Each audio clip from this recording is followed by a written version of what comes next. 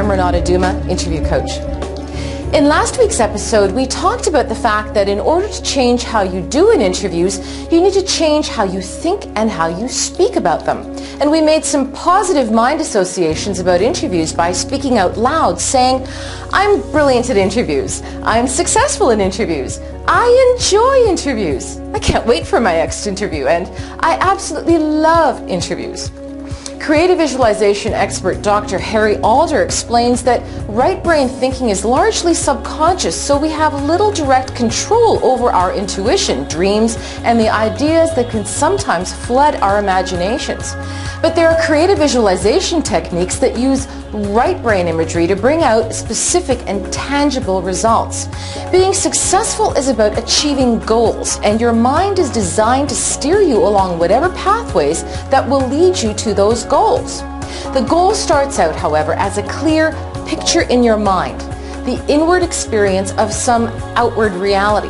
But first, let's see the power of this process of creative visualization at work.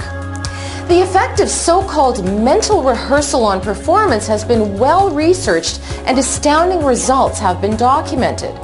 One case history cites the experience of an amateur glider pilot who had a major flying test coming up.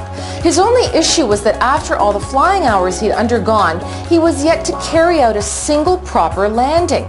He was extremely anxious about this and was losing sleep over it. The night before the test, he lay awake all night imagining that he was making one perfect landing after another. Following his test the next day, not only did he pass with flying colors, the instructor's comments were even more significant. Of the many tests he had conducted of professionals as well as amateurs, the landing he had seen that day was probably the most perfect.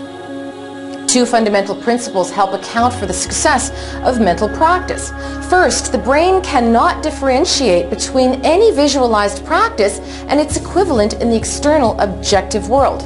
The neural messages are the same, so to all intents and purposes, actual experiences are being recorded. Secondly, negative practice is unnecessary and detrimental to growth, development, and change. Do not practice mental failure, just success. Every time you go over an incident where you did not rise to the level of your own expectations, you're reinforcing that very same pattern in your neuron nets.